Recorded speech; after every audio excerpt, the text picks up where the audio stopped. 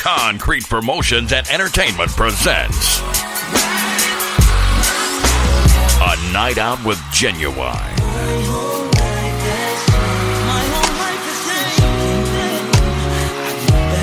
Up close and personal, ballroom style.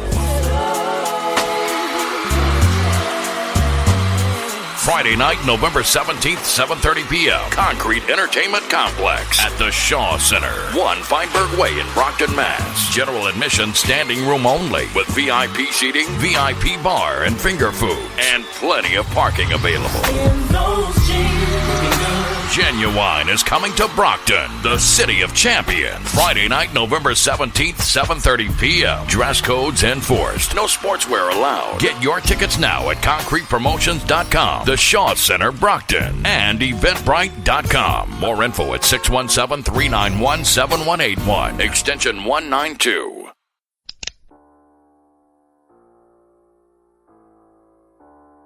I know what you're thinking. Is this the booth, drafting the circuits, three-way theater, or the Kevin Jackson show? Well, to tell you the truth, in all this excitement, I kinda lost track myself here on Whoobazoo.com. So, do you feel lucky, punk?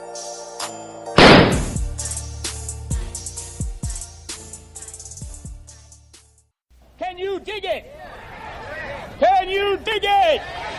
Can you dig it?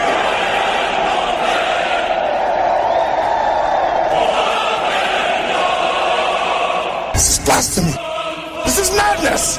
This is the booth.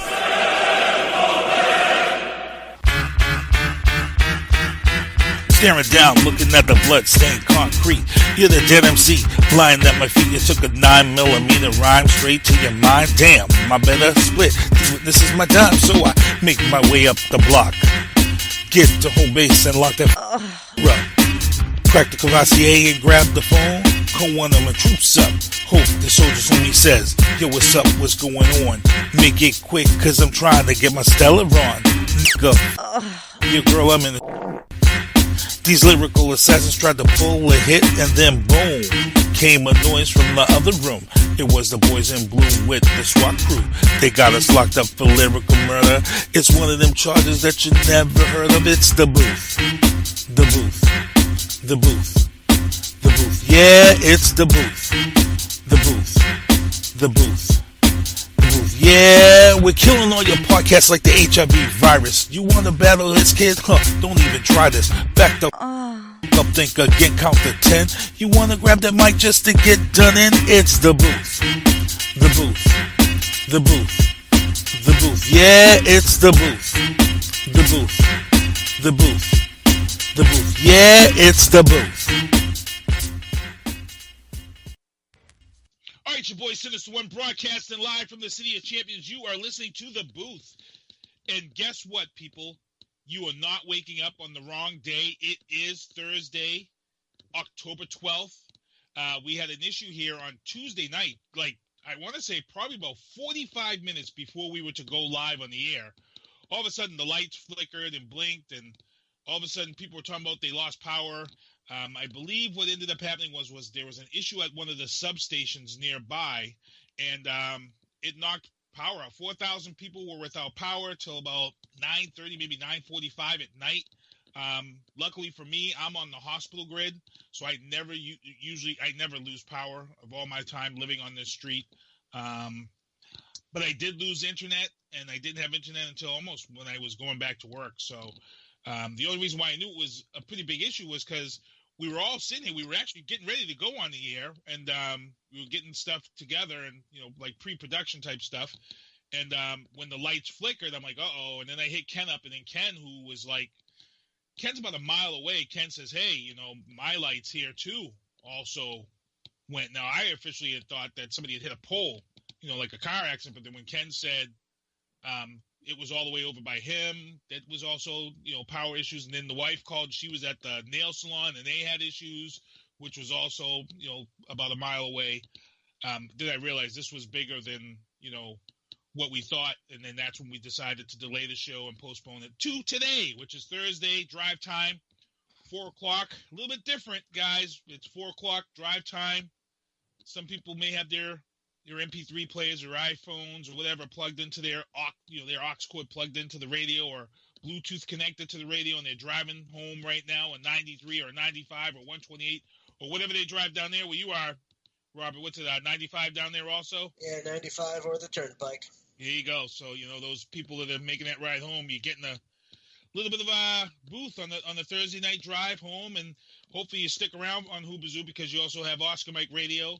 That's going to be on at 8 o'clock and 8:30 because he's actually replaying his show from last week with Mistress Carey. And then you have Drafting the Circuits, which is following that.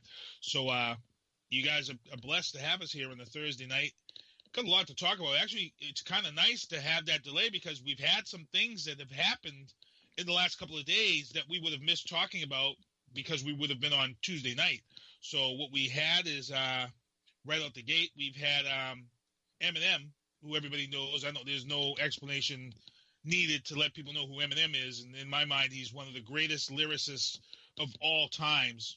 And I don't see color there. This kid has proved himself. He's been accepted for a long time in the rap game, but he's been very vocal about Trump. And this past week was the BET Hip-Hop Awards, and they have this thing where they call a Cypher.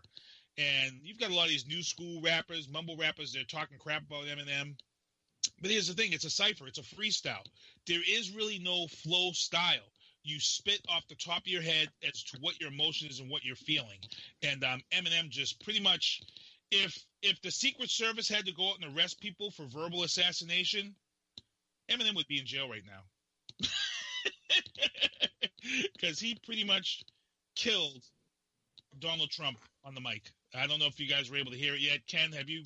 Yeah, no, I heard it, and I was really surprised. First of all, it looks like they filmed them in a garage or a parking garage. Yeah, most of the ciphers are usually filmed like in the basement or in a garage or somewhere. They give it that old school, in your face type feel. But he spoke from the heart, and just the way he delivered. Oh yeah, he just totally destroyed it. In fact, I've never been a big fan of Eminem. I mean, I like there is a couple of songs of him I really, really like, but my God, I mean, I was blown away. Yeah. So, okay, I was wrong. All of you Eminem fans were right. I'm taking my medicine. Okay. And he went, and and here's the thing: he's got a new album coming out, and he even went as far as calling out those fans who voted for Trump. And he's like, "Look, I'm drawing a line in the sand right now. Are you with me? Are you still with him? Because he's this, and F you." And I was like, wow, that takes balls for an artist with his album coming out in just weeks, maybe a month or so, to take his fan base and say, hey, make a choice, and that's how strong he feels about his opinion and his, about our president, Donald Trump. And, president. Well, I was waiting on Twitter for Donald Trump to come out and respond, and you know what? He's yet to respond to. It's almost like Nicki Minaj. She took forever to respond when she had her rap thing with another female rapper. But it was pretty solid, pretty tight, and I'm waiting to see if he says anything. But there's a couple of things. It's not like him not to respond, that's for sure. He's already responded. Trump's already responded. Yeah. Oh no, but he responds with a full-blown war. Yeah, so it's a whole different thing. Yeah, there was a fake response that went around because I actually follow Trump, and I haven't seen him say anything yet. But there's a lot of fake responses that people have put out there, which are pretty funny. Yeah, there'll be a lot of memes over this one. Yeah, but right now, you know what his beef is with? He's got a big beef with Jimmy Kimmel. And Ken, you brought this up, this thing about the Rex Tillerson comments, and just before we went on the air, I forget who it was, Kelly. Just before we went on the air, Kelly just announced, he says, because what the word is out of the White House is that Donald Trump said he's fed up with everybody. That's what the news story is. And Kelly has just announced and said he will not be leaving that White House. He's not quitting, and he's not getting fired. So, Ken, can you explain what that's all about real quick before we get into the Rick Tillerson comments? Oh, sure. For those of you who don't know who we're talking about the chief of staff to Donald Trump, a 4-star Marine. And Marines, all due respect to our squared over here, run to the sound of gunfire. They do not quit. They bleep, fight, drink, and die. They do not surrender. So he is staying on. There's supposedly a suicide pact as the media is calling it, between him, the Secretary of the Treasury, the Secretary of Homeland, or the new Secretary of Homeland Security, and I'm not sure who the third person is, and the Secretary of State. Excuse me, there we go. That if one of them goes, all of them go. Is General McMaster's part of that as the security advisor? Yes. I was referring only to cabinet secretary, but you are correct. They're not security advisor. So they are apparently told Trump that if you fire one of us, all of us are going. And most people say Trump couldn't do that. Couldn't fire all those people. He'd never be able to do that. Yeah. So basically, that's the way that apparently, out of a sense of duty, he's saying, "Look, this is my mission. I'm here for the duration, whatever it takes." And apparently what he's really done to Trump is basically put him in a timeout. He's limiting access to outside advisors. He's limiting his access to travel and really making him concentrate on what he's supposed to be doing. And apparently Trump isn't liking that very much. Oh, boo, boo. And go ahead. Oh, I was just going to say, Chief of Staff Kelly has had an amazingly positive influence, but at the end of the day, the president is going to do what he wants to do. So we'll see how long that this, I don't know if you want to call it a détente or whatever. We'll see how long this lasts, because even with this positive influence and positive change from the chaos that was going on before, the president's still going to do his tweeting, and he's still going to do a lot of the things that create the public uproar. So we'll see what happens. I hope, for the sake of the country, I hope that the chief of staff is able to maintain this positive influence. I'd rather see us talking about policy and figure out what we're going to do or not do than have this circus going on every day. But I'm not all that hopeful that it'll last for a long time. I got to agree with R squared. I mean, he's still, at the end of the day, he's still the commander. He's still the commander-in-chief. He's still the president. He gets to make the calls. And this guy has shown a long history of not caring what damage he does as long as he gets his way. Yeah, go ahead. Go ahead, Go ahead. Your turn. I'll follow. You know what? And like I said, when we first came on, I said there wasn't much about Trump, but actually there is a lot of stuff about Trump, because there's some other big things I want to talk about. I'm going to let R Square finish his point on this topic here. No, I think that's where I was going. Is I was going to say that despite all the positive influences, one of which was just the line of communication in the White House, that was a positive influence that the chief of staff, any chief of staff, can do. And so that's, kudos for making that happen, and, shutting down some of the side influences that were going on in the White House. I think a lot of that was when Steve Bannon left, that was fixed too. But the other thing that's going on with President Trump is, we talked about this on a previous show, his behavior, his other things, and a lot of what was being talked about this week, and I think this is where you were going, Sinister One, what was going on this week was some more of the concerns over his competence, and I don't just mean physical competence, but there's, again, those on the inside, not critics, not people who are trying to take pot shots at Mr. Trump. These are the insiders, who are again expressing concern over whether he's having meltdowns, whether his long-term ability cognitively and emotionally to sustain what he's doing. I mean, let's not forget for a second just how hard this job is for anybody, let alone somebody who has, some of the issues that Mr. Trump faces. And he always has. He's able to hide them when he's on The Apprentice because you can do a reshoot. And he's able to hide them in his business world because he's got his family around him and you can hang up the phone and do whatever. But as president, you can't keep hiding these things. And every time that one of these conversations begins, and again, I stress the fact that these are his people that are having these conversations or alluding to these concerns. These are not the critics that are out to get him. So credibility is high and the concern is legitimate. That's the thing that bothers me, because the circus will learn to live with, unfortunately. It bothers me that the country will accept that, but we will, because we have no choice. He's going to be president for his term. And but the issue is these other problems, and then you see what's going on again with North Korea and his interaction with other world leaders and all of the other things going on. There's going to come a time when it's not funny and we're going to get stuck. Yeah, it's almost not funny right now. There's a lot of crazy things going on, and we're talking about, we've been talking about freedom of speech for the last few weeks. We've been talking about freedom of speech. And now, all of a sudden, we've got this thing, and I've got a guest that may be calling us, a surprise guest may be calling us in a little bit. And I'm trying to hold off, but we can go back to this when this person calls in if they make it on. But there was all this other stuff that's coming down with Trump, that just big stuff. freedom of speech we talked about, but now we're coming up on this other big issue is what we call freedom of press. And this is, people, we need to really watch what's going on here because there are a lot of things. There's a lot of, things that he's writing into play. Now we have this issue where, and I made a loose joke about this because Trump has now asked the FCC to go after NBC and try to steal away their network broadcasting rights because of he's claiming that they're putting fake news out. Now, we talked about this way, way, way back, and we talked about this, and I said this to Ken. We talked off air, and then we came on there and talked about it. And I said, when he came out and he called CNN fake news, at that time, Donald Trump was on a media high. He had a lot of media outlets who were in his corner after winning this election. CNN was one of those ones that was kind of like the scapegoat that didn't like him. When he came out, and we talked about this, and back me up, Ken, we said that when he called CNN fake news, a lot of outlets looked at each other. It's almost like this thing with the NFL had to get together and say, hey, we can't let him call us out. A lot of outlets said, whoa, he threw that label on CNN pretty fast, which is a top-rated, regardless of what their stance is left or right, he threw that out there pretty quick to a top news agency. And I think a lot of media outlets said, whoa, he did that quick. That could be us. And that could hurt our market.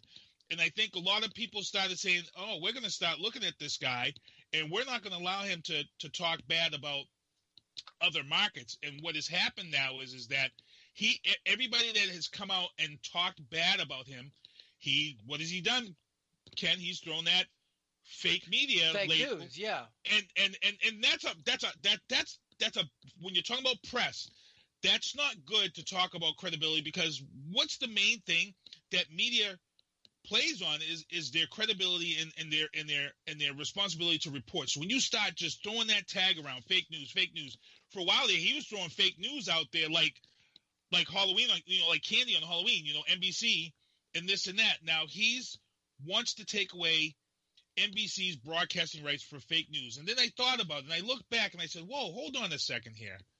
Let's look back. Let's pull back and look at the bigger picture. 3 weeks ago, you went after the NFL. It's no secret. You tried to get a team in the NFL, and you had an epic fail. So now the NFL is on your radar. You're totally up and against them. Now all of a sudden, NBC is fake news, and you want them off the air. Guess what? Now I got to look at this and say, well, wait a minute. What does he have against NBC? Oh, he has a lot against NBC. Why?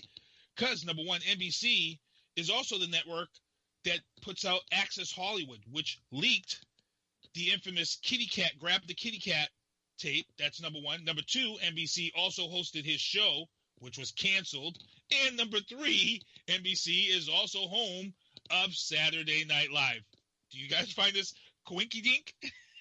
Well, but let's remember something. He was mad about the whole moron thing, which he claims didn't happen. So, NBC broke that story, so that's why he's mad at NBC. And The Apprentice, of course, was only canceled because he ran for office and couldn't be on it anymore. I wonder what would happen, if the president serves one term and decides he wants to go back into it. Hold on. It didn't get canceled. Remember, he put Schwarzenegger in his place. And there was a whole big beef because the ratings went down, and then him and Schwarzenegger got into a real nasty. No, yeah. I remember that, and exactly. But my point being that President Trump himself couldn't host the show because of the rules governing, when you're a candidate and airtime equivalency and all that. Mm-hmm. So he obviously could no longer be part of The Apprentice while he's in office. What I'm curious about is, let's say he serves one term and for one reason or another is not serving a second term, and he says, I want to go back to The Apprentice. Let's see how fast NBC, Mark Burnett, or anybody else brings that show back. I just wonder. Would they be hypocrites? Yeah, that's a good question. Yeah. Ken? Because it was a moneymaker. Ken, what's your thoughts? My thought is, I hate not to rain on your parade or to destroy your childhood, but television, Hollywood, whatever you want to call the entertainment industry, it's all about the Benjamins, people. Oh, yeah. Dead presidents. Yeah. Yep. If it's going to make them money, they'd put Hitler on TV. Okay? And that's a Jew talking. But this is a big deal because here's the thing about this. He goes after NBC just weeks after putting his guy in place at the head of the FCC. So I'm going to ask you, Ken, legally, what are your thoughts about that? Is this a bad situation if the new head of the FCC decides to do what he tells him, and now it looks like that he's a plant for the whole setup from the get-go? I mean, first of all, you need to understand something. For the FCC to pull NBC's broadcast license is a very long process. Right. It's not like the FCC can wake up one morning and decide, hey, NBC, don't like your programming. I'm pulling your license. There are administrative challenges, and then it's got to be reviewed by courts. I mean, the case would drag on longer than Trump's second term. Well, here's the other question to you, though. But what about all those – because you pull those broadcasting rights, what happens to all those cable providers who are paying money for NBC to broadcast on all those cable – Not only that, it puts a bad sentiment. If you can have a president pulling, NBC's broadcasting license because he doesn't like what he's saying, what happens when we get a Democrat or a liberal in the office and said, okay, turnabout's fair play. Fox News, you're done. Yeah. All those AM radio stations, Rush Limbaugh, you're done. Yeah. Yeah. I mean, it's pretty I find it pretty scary, the stuff that he just throws out there and says as a president.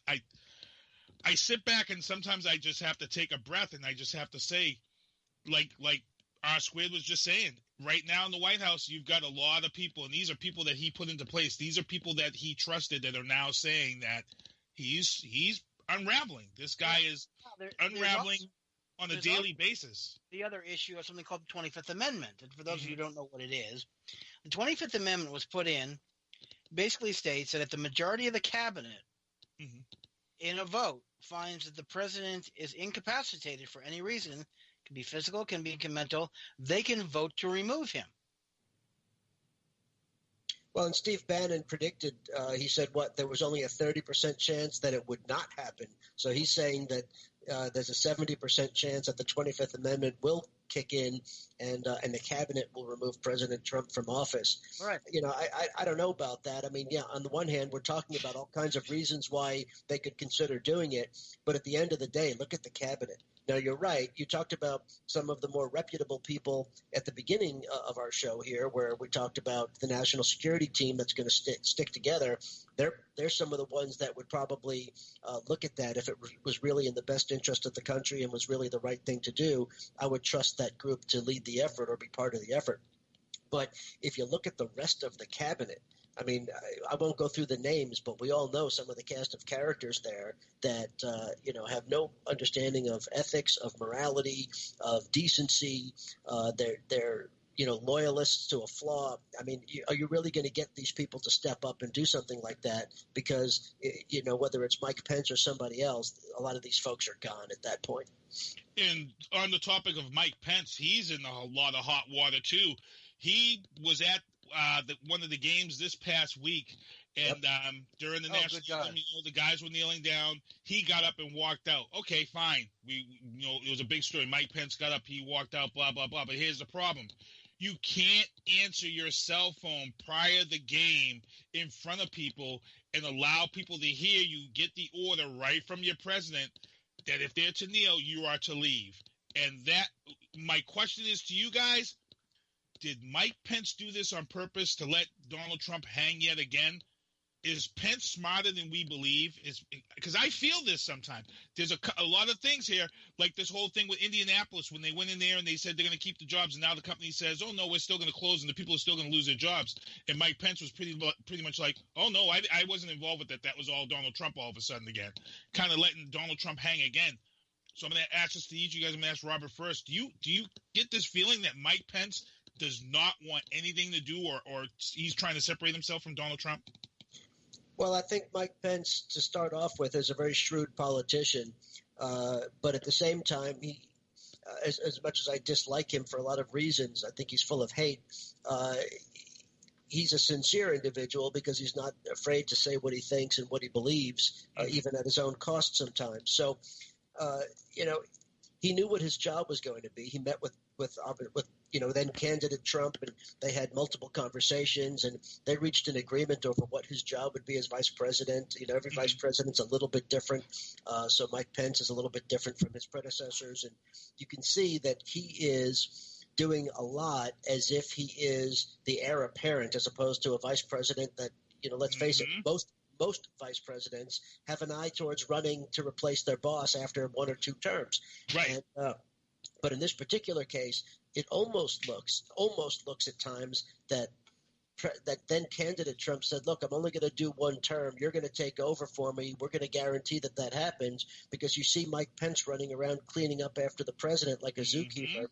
And sort of assuming a little bit of some of those presidential roles that you don't necessarily always see. So there's a lot going on between the 2 camps there, and they have a full understanding of how that's going to work. So I don't believe that the vice president is distancing himself. I think this is all part of the plan that they put together and how he would serve as vice president and what Donald Trump expects of him as the vice president. I think this is a full-blown agreement.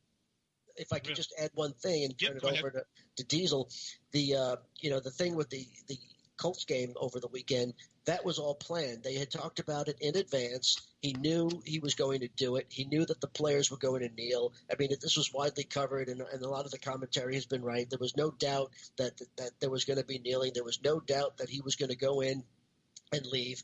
As far as I'm concerned, that was an awful thing to do. Now, I said on the air what I think about the kneeling, but things like what Mike Pence did, that's even worse, because that's just making a spectacle of it. That's wasting hundreds of thousands of dollars to make a point that doesn't need to be made. We already know what the administration thinks. I think Jerry Jones's actions this week, and the Miami Dolphins coach said something similar this week. Teams that are doing that, that's much more of a story. That's much more of something that needs to be discussed, because that's going to be an issue between the NFL and the Players Association, and we'll have to see how that plays out. That's a legitimate debate because they both have rights. But what the vice president did, and the fact that the president was all proud of it and they had planned this in advance, foolishness, childish, and a hell of a lot of wasted money for the taxpayers. I'm Professor Ken, because I know the Democrats. I'm a little angry at our squared, because basically he stole my thunder. Say it again, brother. Say it again. You stole my thunder. Well, you speak first on the next one. All right. But no, because I happen to basically, I'm gonna quote that old great Saturday Night Live routine when they had the parody of Bush Clinton coming together, when Bush goes, "Yeah, what he said." Nothing to add, Ken? Nothing to add. He said everything I was going to say, and probably a lot more eloquently than I could have stated it. So, I'm pretty sure you had to hold back the F-bombs, because I know that pissed you off. I know you were sitting there upset knowing that this whole thing was orchestrated, planned, taxpayers' money was wasted. And here's the funny thing. Trump does this, right, while in the same weekend he fires 2 more people for misusing funds in flying places that are on account that they're not supposed to be using the funds for. Yet you send Mike Pence out to this game to do this, which is orchestrated. It has absolutely no political meaning other than patting your ego or whatever, like R Squid said. Go ahead, Ken. See, I knew you was strictly. I am sorry, and this was strictly designed. It's a dog whistle to his base. That's what they were expecting, and that's what they got. Like as R Square said, it was a stunt. It was pre-planned, exactly. And he is playing to his base, conservative white men with little or no formal education, and that's who he's playing to. But that's the only people left who are supporting him. And by the way, just to add one more thing, here we go. I'm not sure which is more disrespectful. Taking a knee during the national anthem, or walking out of the freaking game because someone else didn't stand for the national anthem. That's being disrespectful. Did he walk out during, or did he wait till after the national anthem? I believe he waited till after. But it was after. Yeah. But what he should have done is he should have stood for the national anthem and stayed for the game and saying, "I am going to stay here to protest the players taking a knee because I'm going to stand." Okay, that's what he should have done. Mm-hmm. And by the way, one thing R Square didn't cover, if you're going to tweet a whole thing about going to the Colts game and walking out, you may want to use the right photograph. Oh, that was funny. Yeah, go on. That was hysterical. Go.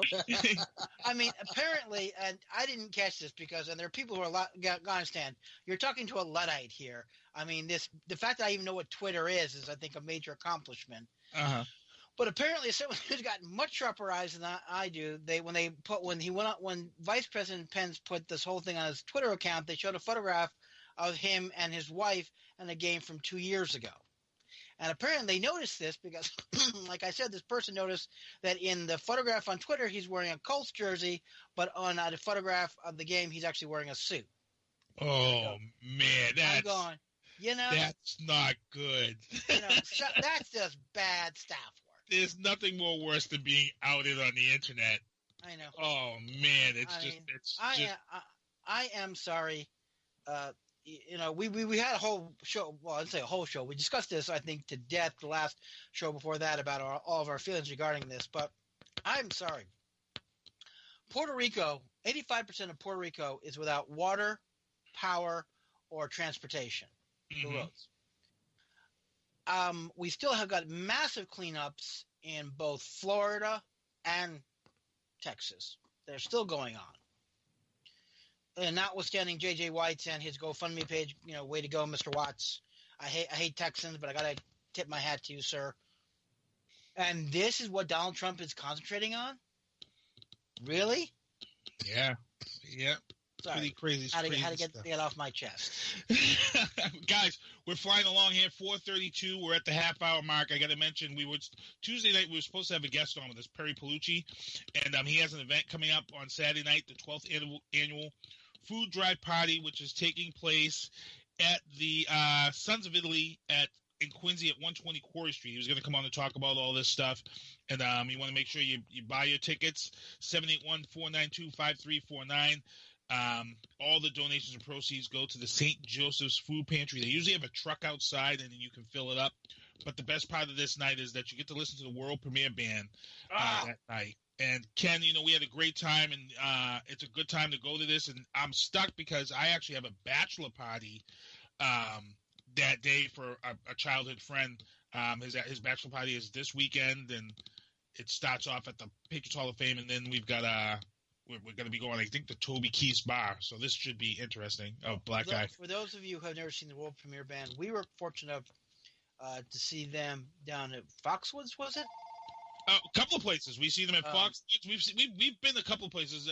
I've used to follow them quite a bit, and my wife also follows them. So they're all over the place. But Foxwoods was one of the first places I took you to see them. Yeah, and they were freaking awesome. I mean, they were absolutely – for those of you – I mean, even if, you should go support a good cause always. I'm firm believer in that. But even if you don't want to go, you have to go see these guys. Well, here's the thing, too. Especially if you like classic Motown and classic rock blues. Oh, they blew us away. And we saw them in a venue that was the size of your living room. Yeah, and here's the thing. They've now added a woman to the group, which allows them now to do a lot of those classic songs and duets where there was a woman involved in those lyrics, before you would go see them. And it was great. It was a lot of nice, Motown covers and things like that. But now with this woman in the group, and I don't know her name yet because I haven't been able to, to meet her. I saw her at Revere Beach at the Sandcastle. That was the first time I met her. But, she brings a whole new element to World Premiere Band by getting more songs in there for the crowd to get going. So it's great. The Tammy Terrell and the Diana Ross stuff and the Supreme stuff, all that stuff there that gets the crowd moving. With a female. I'm waiting for her to do Proud Mary. I thought she was going to do it on July 4th up at Revere Beach. They didn't do it. If I was to see these guys, I'm going to tell them that's my personal request. Proud Mary. I think she would just destroy that song and get the whole place going. So good stuff. But that's this weekend. 12th annual Food Drive Party. It's at the Sons of Italy in Quincy. St. Joseph Food Pantry is where these donations are going to go to. Like I said, they usually have a truck. Tickets are only $20, 8 to 1. Doors open at 7:30. Proper dress is required. It's a nice time. Good food spread out there. And like I said, you got to bring your canned goods and non-perishables. And they'll have a truck there. You can just throw your stuff right in, and it's going to go to a good cause. And hey, that's what we do here. 4:35.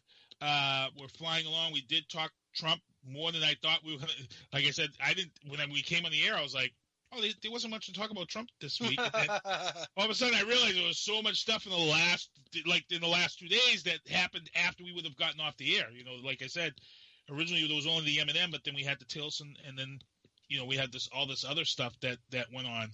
And again, I kind of wish. I mean, I feel bad for the guy because the guy just continuously keeps getting beat up through the media and on Facebook. Social media is laying him to waste. But here's the thing that upsets me about social media. There's a lot of people out there on social media that are really bashing Trump, but they have no idea about anything about politics. And like I said, I'm not tooting my own horn, but I've been involved with politics since I was real little. Me and Ken have talked politics forever. I've debated politics with people for forever, since I was real young. So when it comes to talking politics, I do know how everything works and what goes on. And, there's a lot of people out there right now who are only involved with politics because, I hate to say this, because when Obama was the hip thing, they became involved in politics because Obama was in office for 2 terms. And then now because Trump has turned the place upside down, now you've got this other brand of people who are out there and they try to debate politics, but they know absolutely nothing. And it turns into just stop. It just gets really, really bad. Well, and Ken, you were out there fast and furious, and then you've kind of died down too. You're kind of like, yeah, it's just not worth it. Well, I'm taking a respite. I mean, actually, Rob's also a big. One of the reasons we bonded in law school many years ago was our love of politics, and I've always tried to force him that he should run for office, although he refuses. I think he'd make an excellent representative someday. Yeah, but it's funny because I also think that the torch has been passed to the next generation. And I must say, I'm seeing a lot of younger millennials, 20-somethings getting involved. I wish they were getting involved for altruistic reasons. A lot of them are getting involved because they can't stand Trump, but they're actually learning. And I'm going, well, maybe this next generation, isn't as lazy and pathetic as we thought. I mean, they're showing some promise. And like I know my cousin Danielle, who is currently is she a sophomore? Yeah, she's a sophomore. Oh God, sophomore in high school. No, college. Okay. At Washington University in St. Louis. Mm-hmm. Well, this is my baby cousin. Okay, I was a lawyer when she was born already, and she's a very beautiful, very highly intelligent, active young woman, and boyfriends and all that stuff. I'm just not ready for that crap. But anyway, her cousins. My first cousin Mary and her husband John, great people, and I love them to death, but they are old-line conservatives. And we've been battling politics, since the year Gimmel, as we say. But my cousin Mary tell me, it's like, yeah, on a few issues, Danny's turned me around a bit, which is like a shock. This is like, the Mashiach showing up at your house for dinner.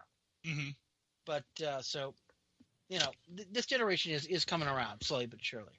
Yeah, here in Brockton, we had our primary just a few weeks ago, and there were a lot of young kids running for this mayor spot, and the guy that ended up getting that spot is the guy we interviewed, Jimmy Pereira.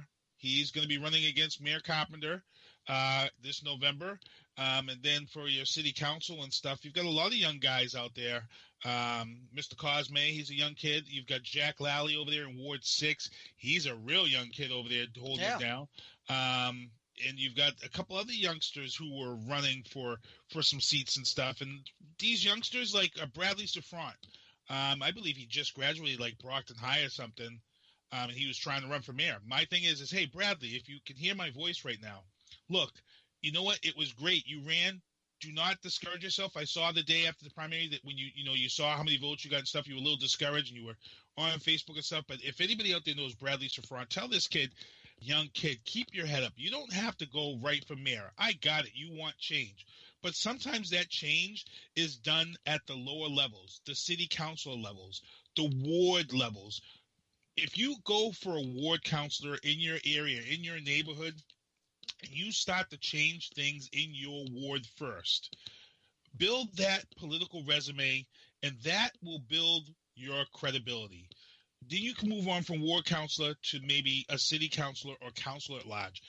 Build your steps, build your base that's going to vote for you when it becomes time to vote for mayor. So take those steps, man. Do what you got to do. Do your work in your ward, and trust me, kid, you're going to go places. This kid, his videos and everything, Ken, guys, when I tell you that his videos destroyed some of the people who ran for president this past election. The quality, just the time that was put into it. He had, drone footage and stuff like that. The kid was just amazing. I'm looking to see more from him, but again, you don't have to bite off the mayor spot. Just start at that ward level. Ken, let him know. Let him know. Well, no. I mean, this open disclosure here, I was a big Bernie supporter.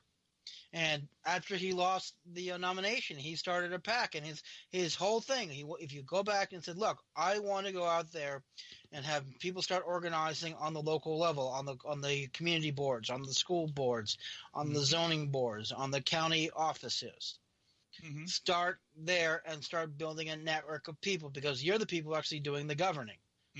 So look, losing an election never killed anyone. You learn a lot by losing. Yeah. Trust me, I've lost a lot of elections. Yeah, go out there, jump on a school committee, because I've always said getting in school committee is another one because being involved with the school committee, you get to see how government budget works you really need it to work. The school committee budget is one of those things that they toss around, they have to play with. You've got teachers that you may have to lay off. So if you're on the school committee, that really sets you up nicely to take a government position at City Hall because you've already started learning how that budget thing works now. Robert, I don't. You said that you haven't done any political stuff yet, but you have been tossing that idea around. Oh, I've been thinking about it for a while. I did, before my military career, I did some local stuff, which was really exciting, and I enjoyed it, and I encourage people to do what I did, which is just show up and get involved and run for some local stuff because it's a good – you have to learn the process. And quite frankly, nobody can start at the top, whether you're the top of your town or president of the United States. You've got to build credibility and experience, and so go get that experience somewhere. Yeah, and they've got a good thing going on here in Brockton right now. They've got Brock the Vote. They kind of took the Rock the Vote MTV thing that was way back, and they got this thing called Brock the Vote. Tony Rodriguez from the Bay State Buccaneers, Ollie Spears. I saw him. I saw Mr. Cosme. Saw a couple of guys in this video out there, and it's good stuff. I like seeing them out there to get the youth going and doing what needs to be done. So. Let's see. Let me see. I'm just looking at the time here. 4:45. You know what? We talked a lot of politics, but I got to switch gears. Yeah. We got to switch gears. We got football, but there's something I got to talk about here before we get into football, man. This past week was the New York Comic Con, which is as big as Boston. It's big. New York Comic Con's big. And why is it big? Because this is the deadly third quarter for movies. And we've got, guess what, people? You've got Justice League coming out in November. Awesome new trailer. But we were blessed with two major trailers that I am real happy to talk about. First one was Pacific Rim 2 Uprising with Mr. Boyega, who is now a full-blown star from being in Star Wars. He is now taking over as the son of Idris Elba's character from Pacific Rim 1. I don't know. Did either of you guys see the trailer for Pacific Rim 2 before I get into my other trailer? Ken? I saw it. I wasn't impressed. Of course, I wasn't impressed with the first movie, so I'm... Really? Yeah. What did you not like about the... I'm a big anime guy. I grew up on giant robots and Shogun Warriors and all that stuff, so... I know. It just seems to me that they're spending... And this is not just this movie. Mm-hmm. This was about Suicide Squad, which I was really disappointed on. They're doing more to the effects as opposed to the story, and that's been a problem. Oh, you're not a big CGI fan. No, I'm not. See, I look, when CGI first came out with Yoda, I was like, you know what? I'm going to have to learn to like it because I'm a computer guy. So I had to learn to like it. I understand a lot of people don't like overuse of CGI, but it's also, again, it's about money. It's CGI saves a ton of money, and it lets them do a lot of things that they could never do before. So pretty excited about that. But before we get into football, look, we debated this way back before R Squared was even co-hosting the show. About 6 months ago, they released a teaser trailer for The Last Jedi, which opens up. It's episode 8. It's going to open up in November. Tickets are already on sale. Now, when this trailer first premiered, me and Ken got in a real heavy debate here on the booth because one of the things I pointed out in that trailer was that the writing for Jedi was in red. And when you look at red, when you talk Star Wars, red is the color of the dark side, which is the Sith Lords. We also went to this discussion about Jedi. Now, I had said when you look at Jedi in the book in the Star Wars series, definition, the plural word for Jedi is not Jedis. It's still the word Jedi with an I. Now, Ken says no. He says it's Jedis with an S. Yes, it is. And I'm going to bring this up again. I still believe that in this case of this movie and what I've seen with this trailer. Now, have you seen the new trailer? Yes, No. I have. Okay. I still believe that Jedi is plural, and I believe we're going to see maybe one more person awaken with the Jedi Force. And it looks like they are going in the way of the books that we discussed way, way back with Luke possibly being dark and turning to the dark side, which we did see early on towards the end of Empire Strikes Back, and we did see some of that dark side of Luke in Jedi. So your thoughts on this trailer, Ken? Because I know very simply, first of all, let's talk about the fact I think when Jedi is singular, but also refers to the Jedi Order, because the individuals are referred to as a Jedi Knight. Jedi is sort of a misnomer. You're not a Jedi, you're a Jedi Knight. Or there is the Jedi Order. And I think that's what the title is referring to. Not an individual Jedi Knight, but the last Jedi Order. So I think there could be more Jedis. I believe there is. I think because of Rogue One, which, by the way, I actually love, I think we're getting into a much more complex reading of the Force. I think you can see a lot more gray area with regards to the Force. Because remember, Luke's lightsaber in the Return of the Jedi is green, not blue. And green was generally more of the people who are morally ambiguous. So I think you're seeing a morally ambiguous Jedi Knight or Jedi Master, I should say. So what were your thoughts? Because in this film, there is one scene that, I saw it and I could realize it. It looks like Kylo Ren is attacking the rebels, and it looks like he has a bead on his mother, Princess Leia, which is Commander Leia. I think she's an admiral now. She's an admiral, a general. She's an admiral. And he has this, looks like he could destroy her ship, and it looks like she's reaching out to him with the Force, because again, remember, we all know that Princess Leia is a Jedi. She has the Force. She's Force sensitive. She's not a Jedi. Yeah. The Jedi are trained. Okay, so she's Force sensitive. Thank you for clearing that up. So she does reach out to her son, Kylo Ren, and it looks like that he does not, from the trailer, it looks like he does not kill her, which we know he did kill his father, Han Solo. Sorry if I blew that one for anybody if you hadn't seen the last Star Wars yet, but it looks like Kylo Ren is torn, and it looks like Snoke, who we saw as a hologram, is going to play a big part into this. Yes, well, they confirmed that they're going to have a live version of him. That's been confirmed. Yeah, there is an actor, and I forget the actor who's playing Snoke. It's a major character who's playing Snoke, and for those of you who haven't seen it, it is on our Facebook page. November 17th, I think, is the release date, but tickets December is already on sale. No, November early release. Oh, really? Okay. Yep, tickets are already gentlemen, on sale. I mean, we're running out of time, and we need to talk some football here. But this week, as we talk football, I think we nailed quite a bit this week. Well, we did better than we did the week before. Yeah.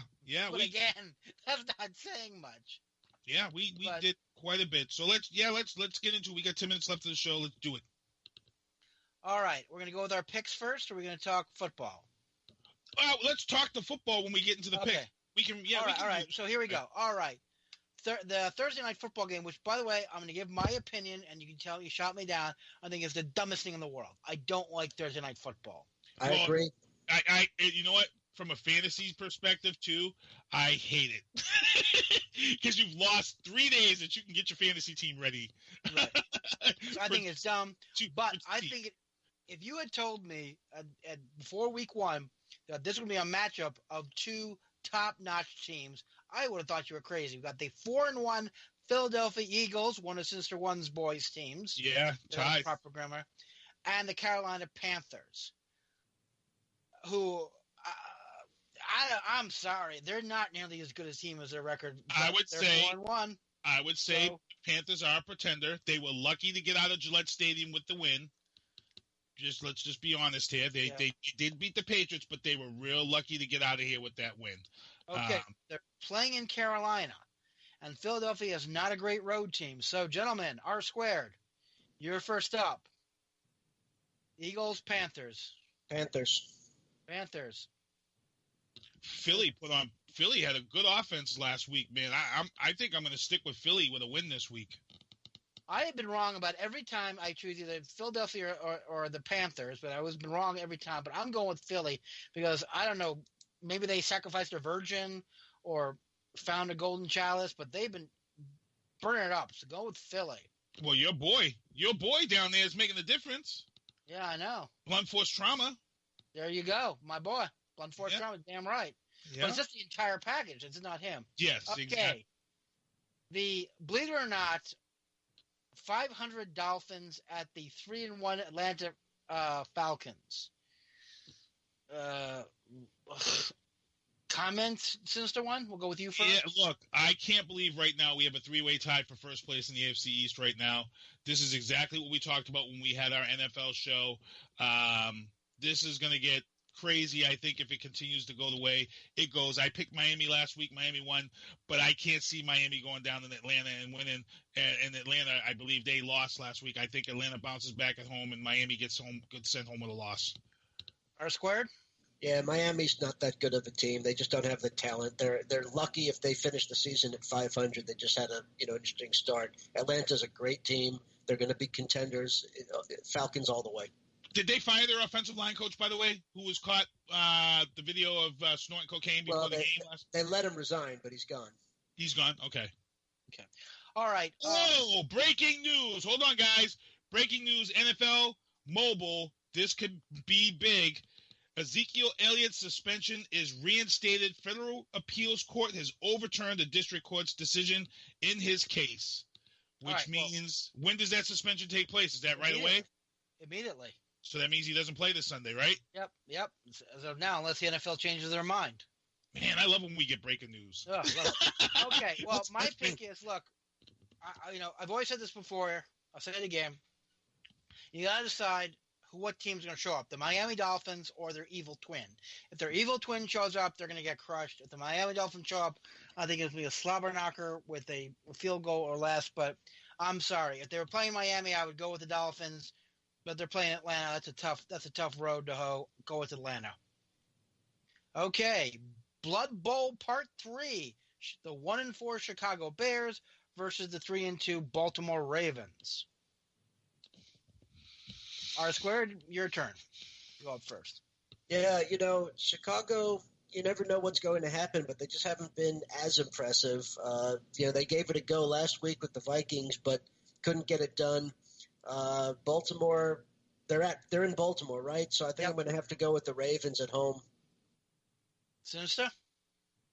Yeah, I'm going to take the Ravens at home, and I was just looking over this ruling. It was a 2-1 decision. The Fifth Circuit ruled in this reinstatement of the suspension, and I forgot. I thought it was a 4-game, but it's actually I forgot. It's a 6-game. We're in Week 5 right now, so if this goes in effect immediately, they would not have him back until Week 11 and Week 12. Yeah. Bears versus the Ravens. I don't know what the Bears did. I think they need to fire their entire team, including the water boy. They are just, they can't seem to get it together. They probably have difficulty being a Pop Warner team. Take the Ravens. Okay, the battle of the basement versus the battle of the quasi basement. 0-5 Browns versus the 2-3 Texans in Houston. Oh man, come on! They lost J.J. Watt. They are deflated. I think they're ripe for the picking, and I'm going to have to go the other way. I think the Texans take a loss. R squared?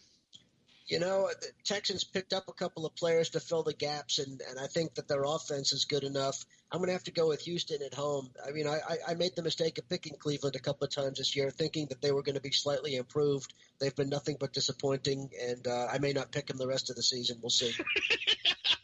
Oh, you've got to that point, huh? Well, I'm sorry. I think Houston's... Unless they play the Giants. Okay. Oh, my God. I'm sorry. Houston playing at home with Watson, he assumes to be the quarterback that no one ever saw coming. I think they lose J.J. Watts. I think they're motivated to win because of the hurricane. And the Browns, I'm sorry, they couldn't knock over a lemonade stand. Go with the Texans. Okay. The Battle of the Norsemen. Green Bay at the Vikings. Green Bay Packers at the Minnesota Vikings. Green Bay's 4-1. Big freaking surprise. Minnesota being a little disappointing at 3-2. Are we looking for an upset? R squared? That's a close one because Green Bay, the way that they finished that game was amazing. They're really on fire.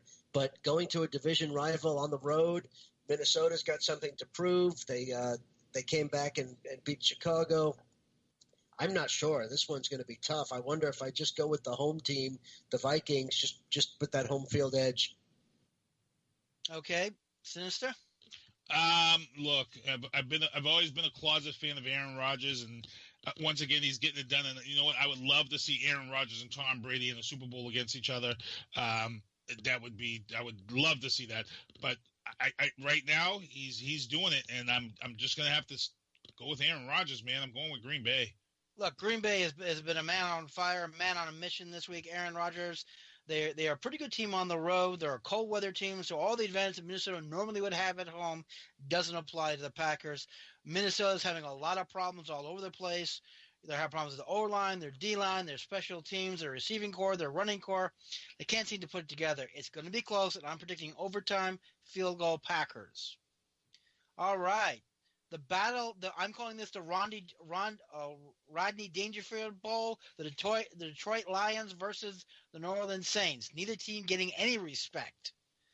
What do you say, guys? R squared, you're up. Well, I think Detroit's got a lot of talent, but they just haven't been putting up the points. New Orleans, Drew Brees. I got to say New Orleans in this one. Okay. Sinister?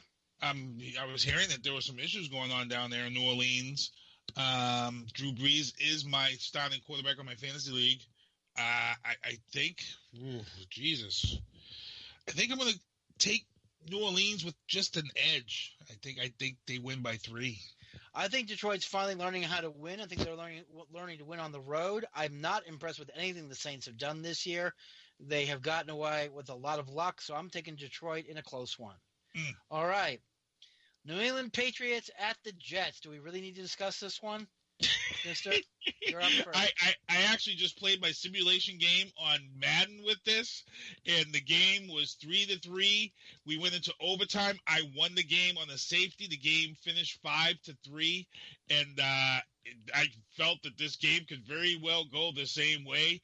The New York Jets fans do come out for this matchup.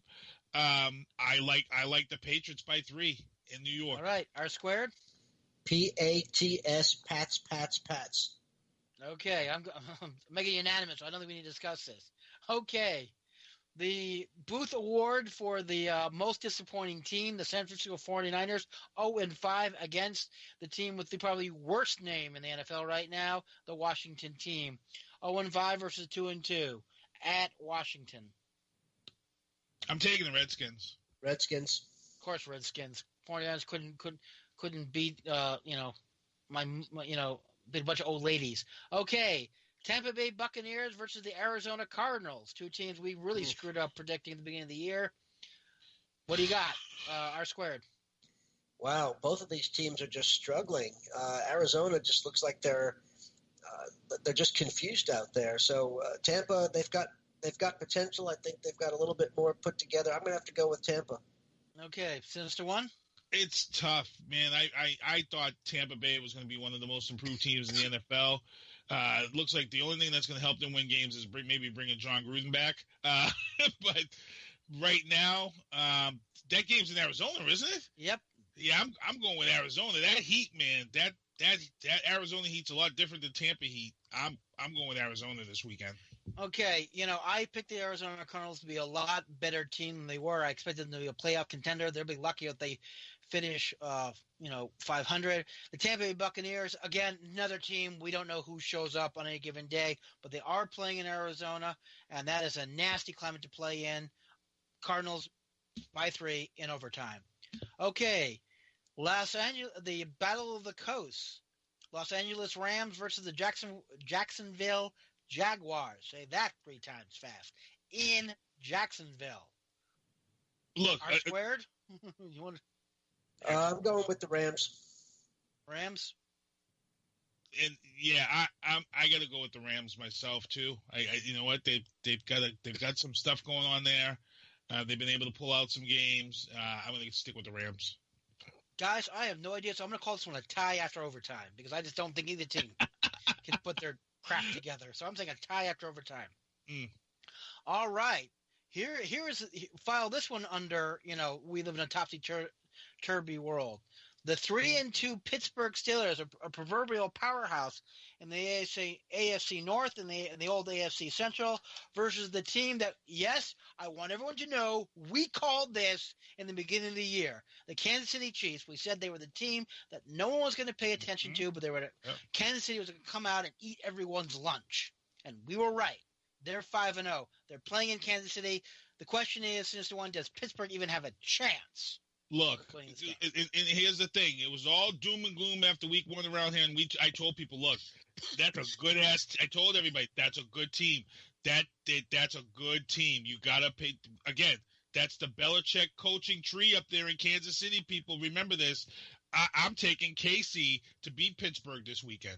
There's no question about it. Kansas City is not going to go 16-0. So what I'm trying to figure out is where would be the 1 or 2 letdowns that are naturally going to occur during the season. And boy, wouldn't Pittsburgh, coming off a terrible loss last week, show up and just take it all out on Kansas City, who might be underestimating them. I think I'm going to go with the Steelers for an upset. Okay, well, I would agree with R squared if we were playing in Heinz Field in Pittsburgh. I think they'd have Pittsburgh would have a point to prove. They wouldn't want to let their hometown fans down, but I'm sorry, taking it on the road after the beating they got last time against this Kansas City team, which is pulling out all the stops, KC. Well, here's the other thing. Well, here's the other thing too, guys. You're forgetting this bad loss that Pittsburgh took this past weekend is also coming off of the big major story that their locker room is divided over all this stuff that has gone on behind the scenes. That the word is that my man Omar Epps, Coach Omar Epps, has lost control down there. But we'll see what happens because. Okay. All right, another battle of the basement: the L.A. Chargers 1-4 versus the Oakland Raiders, which are 2-3. Man, I'm gonna still stick by the Raiders beating the Patriots in Mexico, but the Chargers aren't really that bad of a team. They've just dropped some games that they should have really have won. I'm gonna take the Chargers on this game. Yeah, I'm going with the Chargers in a close one. I agree. I think the Chargers. I think they should be more like 3-2 or maybe even 4-1. They've lost some games which they should have won, very close ones. I think they're finally getting their stuffing together, and Oakland's falling apart at the seams. Yeah, they lost David Carr. They lost their quarterback, I believe, for a couple. Yeah. All right, R squared. Is there any chance? I mean, any chance that your Giants are going to show up for Sunday's game, or should I just not bother to watch it at all? The Giants are at Mile High Stadium in Denver against the 3-1 Broncos. Yeah, Denver is such a strong team. It's hard to go to play in Denver anyway. You've got a Giants team that started the season without an offensive line and without a lot of depth, and you need depth in Denver because you got to come out of the game and catch your breath. Now they have no wide receivers because, well, let's face it, when you play in one game and 4 of your wide receivers come out hurt, I think there's something that needs to be looked at by the league in that. Nevertheless, there's no way the Giants can win that game. No way. Sinister One? Yeah, I look. I felt for the New York Giants when you said this game. I'm like, you really? They're going into Denver. They have no bench as it is. Yeah, this is probably going to be the beatdown of the weekend in my book. Well, I think there is a small chance the Giants could win. Oh, Jesus Christ. But this would require both divine intervention, an earthquake, and a meteor. Yeah. Yeah, I would say so. However, absent that, I'm going with the Denver in a comfortable lead. I don't think it might not be the blowout everyone's expecting. So, All right, in another game I couldn't care less about, the Colts. It's the Monday night game. These are two teams I actually despise for unimportant reasons, but Indianapolis at Tennessee. Oh, I'm going with Jacoby, man. I'm going with Indy. I'm on the Indy train right now. Yeah, this is a close one. I don't know. I guess I'll go with the home team, Tennessee. Again, another tight match for me. Neither team is playing particularly well. I like Jacoby Brissett. He was a former New England Patriot. Did some good, but I don't think Indianapolis is good on the road. They are a great home team. They stink on the road, and I think they're not going to be able to come over and beat Tennessee. So that's that. Gentlemen, well done. Just to give you some, and as I posted this on Facebook before, but this is my proof that the end days is near. Okay. Mm-hmm. Okay, this is my proof the end days are near. Currently, the NFC East is headed by the Eagles. Okay.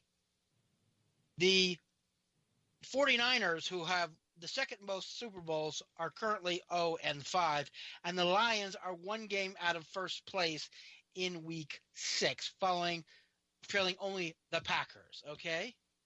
Mm-hmm. Not only that, there is a three-way tie in the AFC East between the Bills, Jets, and Patriots, and the Dolphins are 500. Do you think we'd ever say that? Okay. There's your parody for you. Okay. There's your parody for you. And you know what's the stink thing is? That somebody in this, if this continues the way it's going in the AFC East, somebody's going to miss out on the playoff that's going to deserve a playoff, but they're going to miss out because this is and hopefully it's not the Patriots, because remember this did happen to the Patriots one year. Remember we had this happen, and the Jets edged them out because the Jets had beat them in the regular season, and the Patriots missed out on the playoffs, and they were like way over 500 that year. I think I want to say they had 12 games won that year. And last but not least, but Kansas City, who I think made the last time they made the Super Bowl, we were still involved in the 60s, they got the best record in football right now. Think about that. Look, the Kansas City was in the Super Bowl. Len Dawson was their quarterback. The Chiefs have been knocking on the playoff door for a long time. This is the whole reason why they snatched up Andy Reid when the Eagles let him go. So, what did you expect?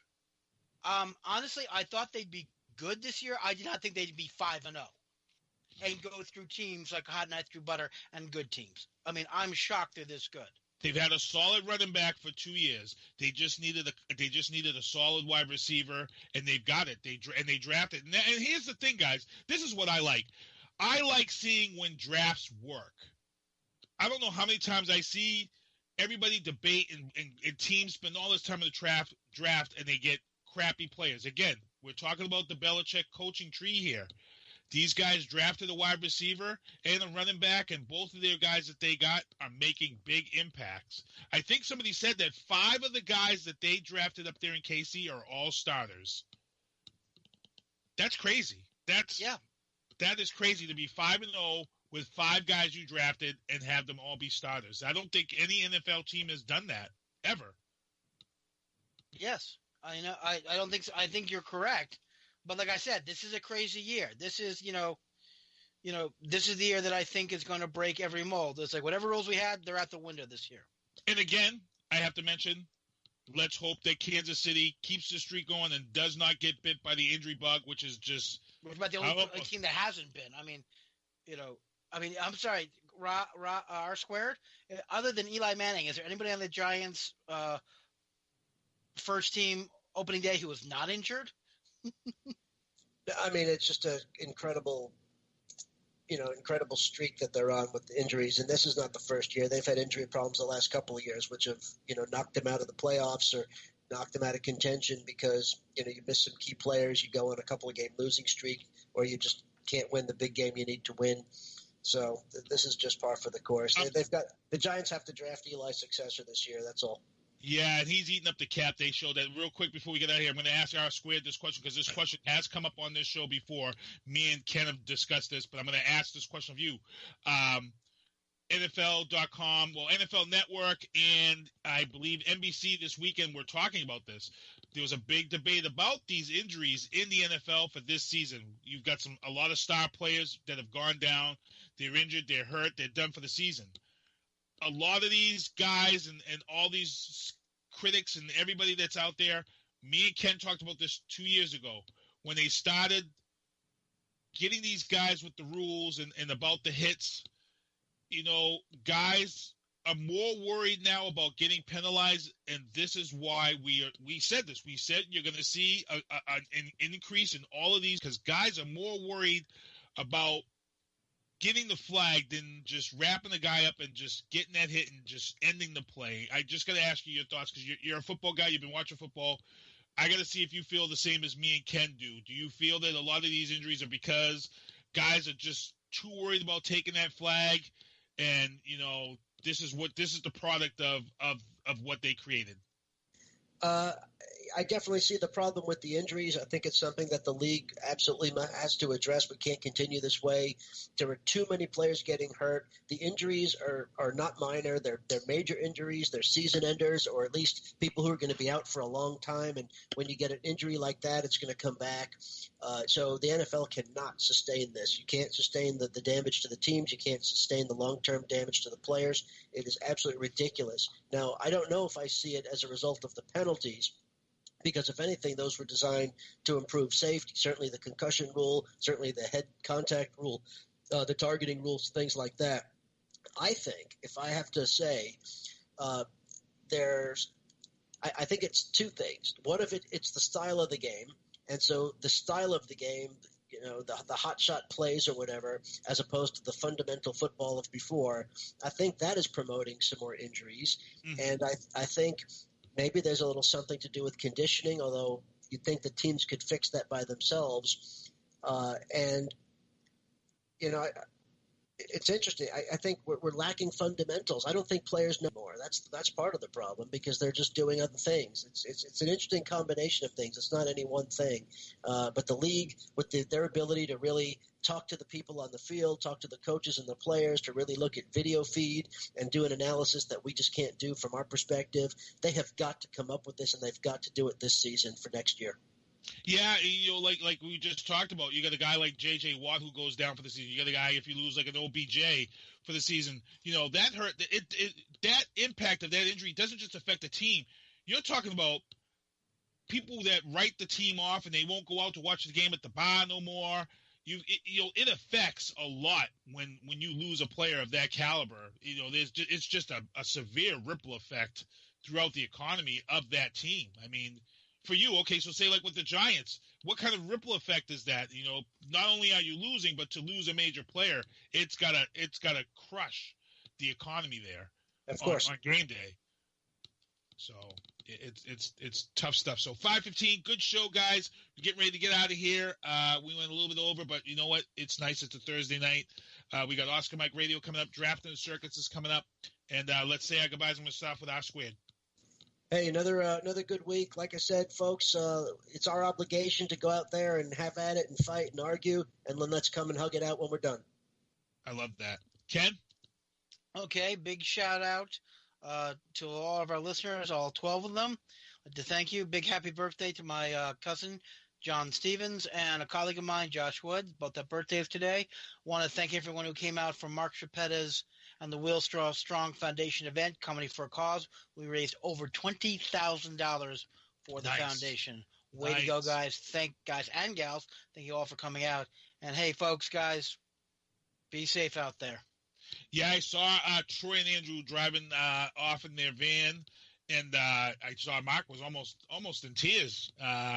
You know, this is a new experience for these guys. You know, they're independent. You know, they're on the road driving with themselves, and Mark's that dad left at home, you know, and I know he's going to be worried when these kids go out and hit the road.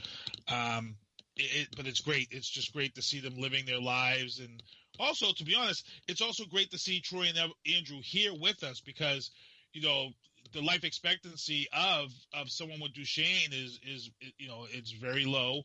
Not many live past a certain age, and Troy and Andrew have gone gone along, there's been some scary moments, people. You know, I know me and Ken, when we got a couple of calls for a couple of times there. But again, they're there. They're doing what they're doing. They're living their life to the fullest. So God bless Troy and Andrew. God bless Mark Schapeder. And good stuff. And I got to thank everybody for tuning in, hanging out with us on the Thursday night. And it's 5:16. Thursday Night Football tonight. And all I got to say is, SpongeBob, do me a favor. Take us. Well, see you next Tuesday.